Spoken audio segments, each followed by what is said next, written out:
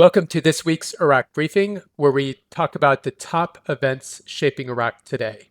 I'm Eric Gustafson. And I am Omar al-Nidawi. Today, we're asking, was Baghdad's Arab summit a bust?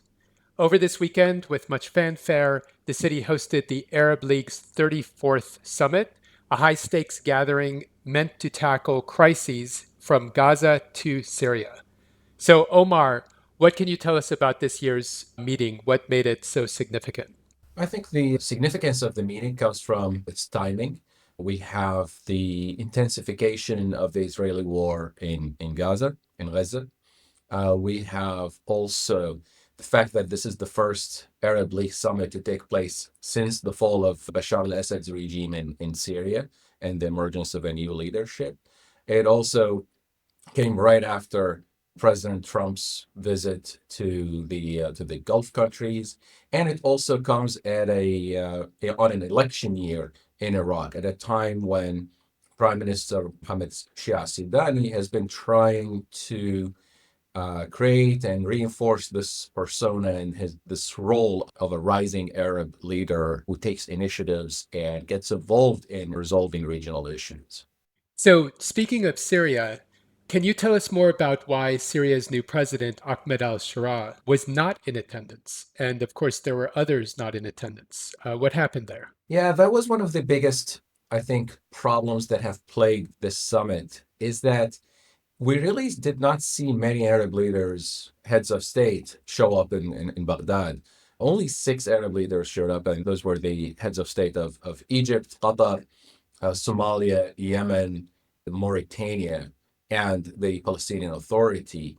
Everyone else really sat this one out. And prominently, when it comes to Syrian President Ahmed al-Shara, because Prime Minister Sudani had publicly invited him. He made a big deal about why it's important for Shara to be in Baghdad, and that was an important opportunity for Shara to present his view on the future of Syria. And Sudani has been trying to create a working relationship with Shara and show himself as someone who's taken initiative in this regard.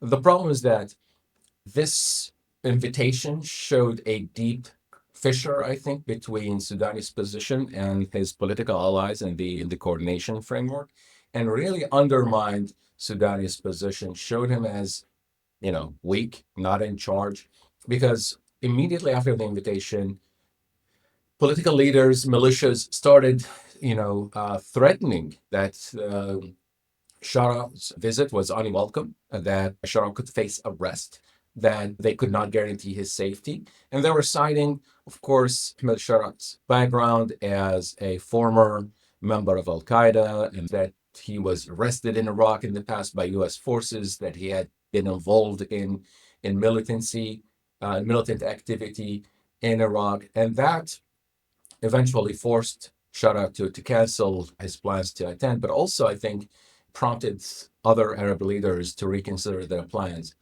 There was on the side also, there was another issue, another source of tension, which was a problem, a simmering problem between Iraq and Kuwait concerning maritime borders and maritime navigation regulations. This goes back to the legacy of the Gulf War. So in 2023, the Iraqi Federal Supreme Court struck down a border demarcation treaty between Iraq and Kuwait, citing technicalities that was not properly ratified by parliament. Sudani and the Iraqi president have been trying to challenge the court's decision to repair the rift with the Gulf, with Kuwait. But this may have played a role in discouraging Kuwait and other GCC members from attending the Baghdad summit. Again, only Qatar sent its head of state to Baghdad. So all in all, participation, attendance by heads of state was weak, and that I think undermined Sudani's plan for, making a big deal out of the summit. Yeah, that's unfortunate. I mean, I think one of the things I always think about when it comes to these regional bodies is that it's so important that it creates a unity among these states that have common interests that then give it strength in terms of, on the in the international arena. So it's unfortunate when that's diminished by those kinds of divisions. So with so much focus on who wasn't in Baghdad, Omar, did the summit manage to produce any meaningful outcomes? Well, I mean, the problem with Arab League summits is that they are notoriously not very effective. People often joke about how they result in lots of condemnations, commendations, reiterations, and affirmations without really much tangible results. And I think this summit was not an exception. In terms of issues that were discussed, there was a big focus on the situation in Gaza in terms of demanding the cessation of hostilities, the end of the Israeli war in Gaza. There were strong demands for letting aid flow into the region without hindrance. And Arab states reiterated the call for support for establishing an independent Palestinian state along the borders of June 4, 1967.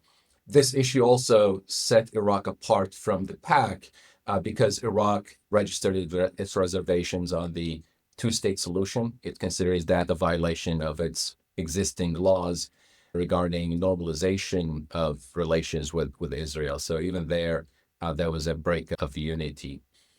The summit also discussed stability and hostilities in Syria, the political transition there, as well as the conditions in Yemen, Sudan, and Somalia, and Lebanon.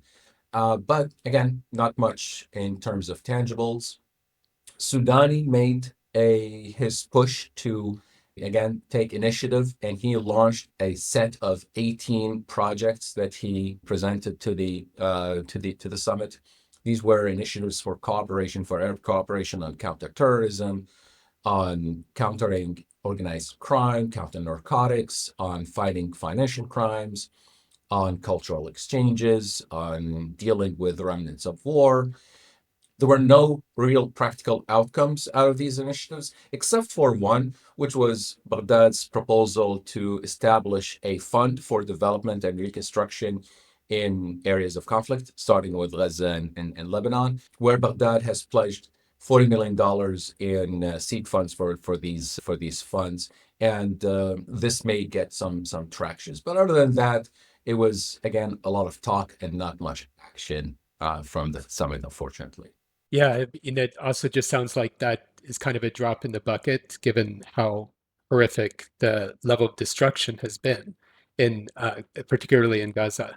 But I think it sounds like a good step in the right direction if other Gulf states and other countries in the Arab League step up to contribute to that fund. So, inshallah, we shall see. All right, so those are some of the outcomes. Were there any other outcomes? I believe there was something related to migration. Yes, there was one important, I think, message that came out of the summit, which was a firm rejection of any forced displacement of Palestinians from their land. And I think that was, quite interesting, coming right after Trump visited the Gulf states, and he was talking again about turning uh, Gaza into a commercial real estate development Riviera of the Middle East, as he calls it. And I think the Arab summit was unified in rejecting that plan, in rejecting any form of forced displacement of Palestinians from their homes. It does sound like that is going to be an area of unity. So, while the Arab summit dominated headlines, two domestic stories caught our attention this week, which you captured in our latest issue, the Iraq Security and Humanitarian Monitor, that despite nearly 20,000 prisoners released under amnesty, Iraq's jails remain dangerously overcrowded. Why is that, Omar? Yeah, Iraq's Supreme Judicial Council mentioned that more than 19,000 inmates have been released from custody since the Iraqi parliament approved new amendments to the country's amnesty laws. But despite that, the country's justice minister pointed out that Iraq's prisons continue to be extremely overcrowded, with an occupancy rate of 200%. Even more shocking, perhaps, is that the minister was showing this as an accomplishment, pointing out that this is an improvement from the 300% occupancy that was reported when the current government took office in 2022. And that has been unfortunately a chronic problem in Iraq's prisons going on for several years. Part of it is legacy of the war with ISIS. Iraq has a lot of people suspected of involvement with militant groups in terrorism. There are also other structural problems with Iraq's justice system. And one of those is how the country deals with the drug problem. Authorities tend to throw anyone who is using drugs in prison or in jail until they figure out what to do with them. It's not just drug dealers who get thrown in prison or get arrested, drug users as well. And unfortunately, there's even a worse problem, which is related to corruption. You hear a lot from Iraqis that they have loved ones who got thrown in prison and they would be held indefinitely until they would pay to secure their release. And that's an issue of corruption with a lot of people, with a lot of officers who are involved in correctional facilities. And that, I think, between these three dynamics, that's what's causing this protracted overcrowding problem. Well, hopefully that will put pressure on addressing these issues because it's awful. I know I had a friend impacted by that very thing, corruption within the judiciary. So hopefully we see progress and also in terms of nonviolent offenses. I think that's, when it comes to drugs, that's much more of a public health issue, an addiction issue, not a incarceration. So there's no incarceration solution to that. Well, thank you very much, Omar. That was excellent. Good breakdown of this past weekend summit and other news from Iraq. If you like this content, please subscribe and follow us. Click the bell for notifications. Share us with a friend. We want to really grow this channel so that we connect with more people with Iraq and their story and folks that are looking to follow events out of Iraq. So thanks so much for joining us. I also want to let everybody know that soon you will be seeing a fundraising campaign. As you know, from this channel, we've talked about the dismantling of US aid and the freeze on foreign assistance. It is impacting Iraq just like it's impacting many places around the world. We're going to be doing our part by helping to support a program to help Iraqi orphan girls this summer. It's the Artful Mind program. We're really excited about it. So keep your eyes out for it, especially if you subscribe to us by email. You'll be the first to see it, and we'll be sharing more through this channel. So thanks again so much for joining us. With that, masalama.